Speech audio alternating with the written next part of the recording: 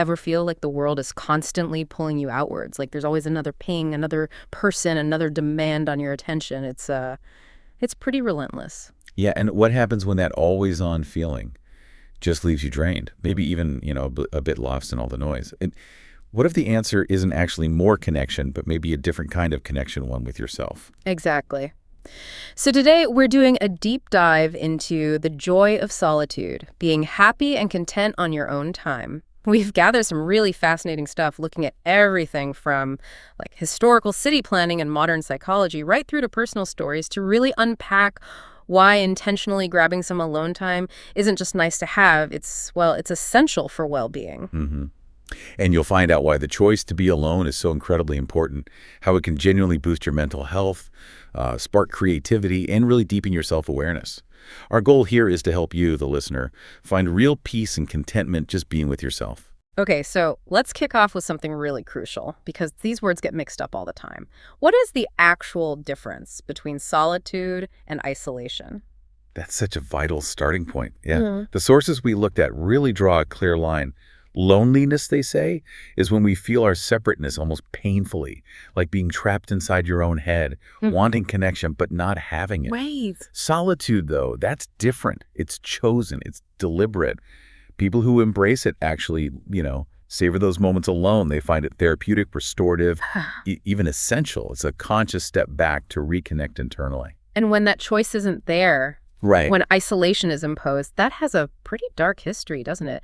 Especially when you look at things like urban design. I'm thinking of those early utopian housing ideas, like Godin's Familister back in 1859. Oh, absolutely. Well-intentioned, for sure. They wanted clean, safe spaces, trying to help the working class.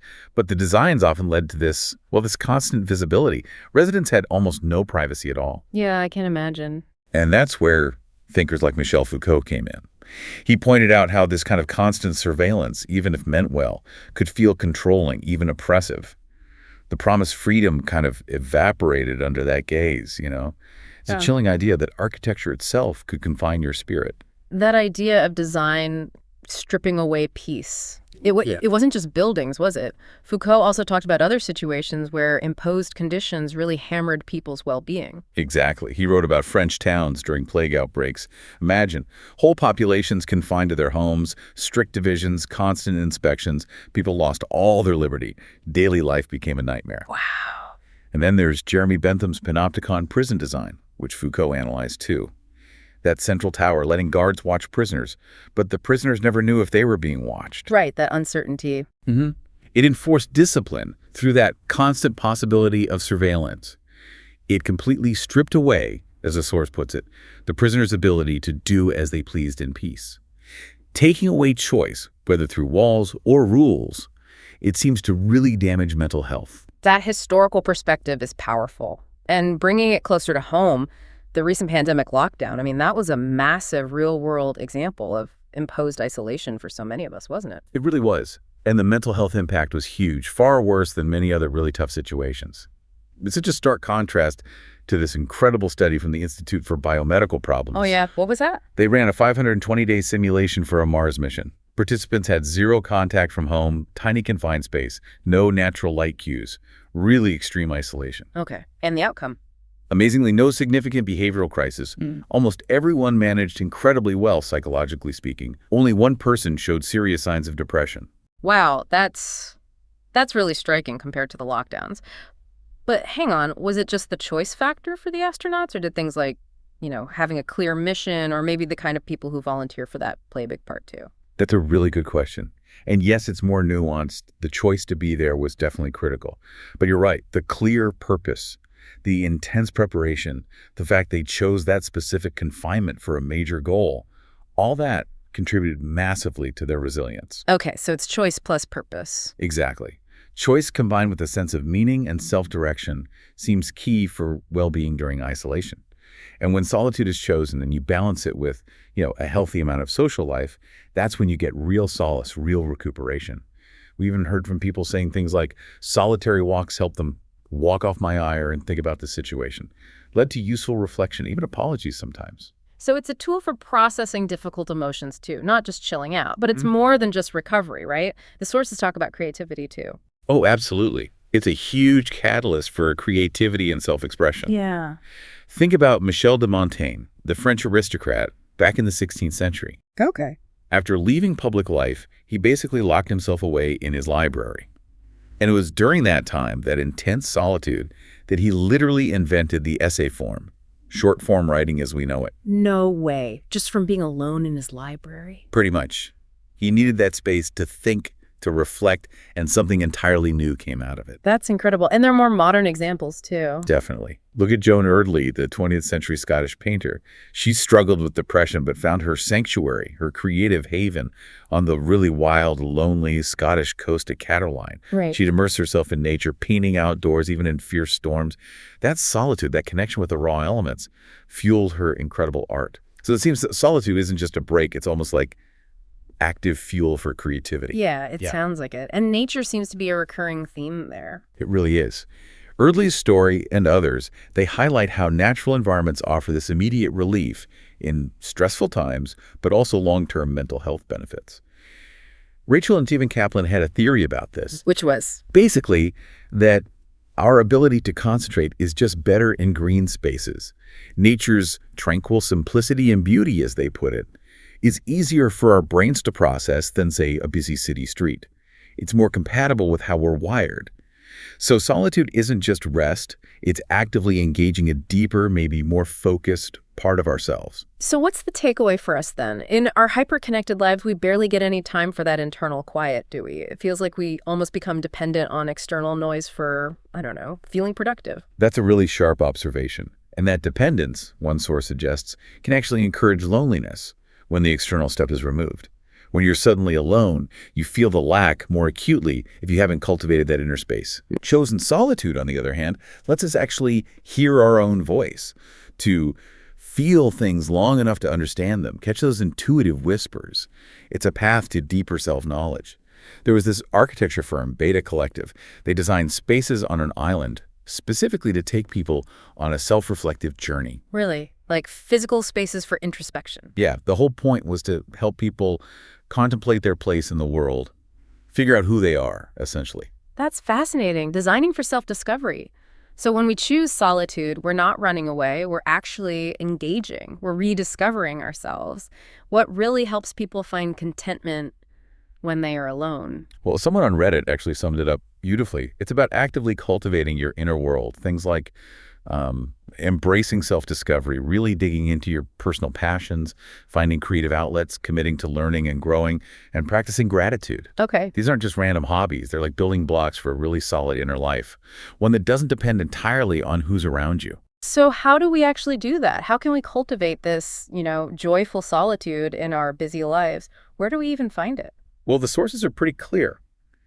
People who choose solitude often head for green spaces, for the natural world. Right, back to nature. Yeah, and we heard personal stories backing this up. Someone said, a walk with my dog provides the well-needed balance between social interaction and solitude. Another person talked about night walks, deliberately without headphones, just using the time to think over their day. I like that, intentional disconnection. Exactly. It seems like natural green spaces, your own home, even just solitary drives. These are the common places people find really useful for experiencing solitude properly. It's amazing how just changing your location, your environment can make such a difference. And it's wild that designers are now creating actual products and spaces for solitude. Isn't it? There was Anastasia Smirnova's design for the Pushkin Museum. Instead of just packing people in, it focused on individual use of time, creating pockets for concentration. Kind of like Montaigne's library, but in public. And then you have products like the ostrich pillow, the one you stick your head in. Yeah. Looks a bit weird, but I guess I see the point now. Right, or their nutshell pod. They're designed very literally to just remove the user from any current stressful situation, reduce stress, encourage a bit of solace right in the middle of a busy day. A literal escape pod for your head. It sounds funny, but maybe in a hectic office or something, that's exactly what you need for 5 minutes. Precisely. And even more conceptual stuff, like Lucy McRae's solitary survival raft during the pandemic.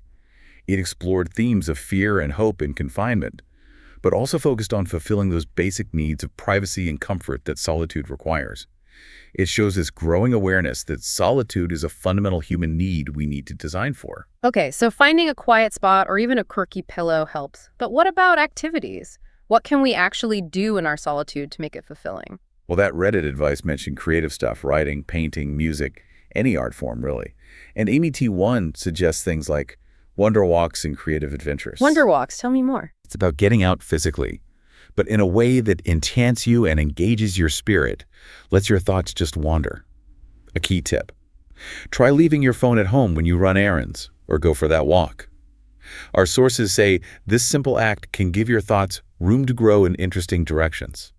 You know, I've tried that, leaving the phone behind. It feels weird at first, but it's amazing what you notice. You actually see things. Your mind does kind of wander off in unexpected ways. Exactly. It's about creating that space, isn't it? Not just disconnecting, but actively making room for your brain to do its thing. It's like mental decluttering. Yeah, I like that. There's also the idea of the big, the bold, and the brave, tackling a challenging, creative project that just sucks you in, consumes blocks of time, and brings this sense of inner calm, or even just old-fashioned daydreaming. Like, consciously carve out time to just imagine things, your ideal home, your perfect creative space. Maybe even sketch it out, make it tangible. You could even play pretend model a quiet afternoon after how you imagine an artist you admire, like Georgia O'Keeffe might have spent hers, and just see what comes up. Those are great practical ideas. What about just day-to-day stuff, mindset shifts? Yeah, fundamental things help too. Like having a daily routine that includes things you genuinely enjoy, prioritizing self-care, looking after your physical, mental, and emotional health, mindfulness and meditation, obviously huge for staying present. Right. Keeping a gratitude journal sounds simple, but it really shifts your focus. And being mindful of negative inputs, maybe limiting doom scrolling or avoiding draining conversations. Good point. And journaling, just writing down thoughts and feelings. It's highlighted as a really powerful way to process things, gain insights. We saw diary entries where people describe solitary days as peaceful, thoughtful, or finding time at the beach, regenerating. This all sounds incredibly positive, but we need to be clear, right? This isn't about locking yourself away and becoming a hermit. It's about balance. Oh, absolutely. Crucial point. Yes. While chosen solitude is amazing, the sources are very clear. Many consider social interaction the most critical area of life for benefiting mental health. We need both. So solitude is more like recharging between social events. Exactly. It's for recuperation and solace between social events, as one researcher put it. It helps us, as a Benedictine nun apparently said, give ourselves more fully to one another in community. It refills the tank so you can connect better. Okay, that makes perfect sense. So it's not solitude or connection, it's solitude and connection. Finding how they work together for a richer life. You've got it. It's having the freedom to choose the alone time, which makes the experience positive, instead of having isolation forced on you. That's the core difference. Right. So let's try and wrap this up. We've seen how vital that distinction is. Chosen solitude empowers, imposed isolation drains. We've learned that actively seeking solitude isn't selfish. It actually boosts well-being, creativity, self-awareness. We've talked about practical ways to bring it into your life, finding green space, maybe using specific designs or products, definitely leaving the phone behind sometimes, embracing creative projects, journaling. Yeah, lots of tools. And crucially, remembering it's about balance. Solitude makes our social connections better, and vice versa. Perfectly put. And remember, society often, as one source said, cries out for solitude, but modern life tends to squash it.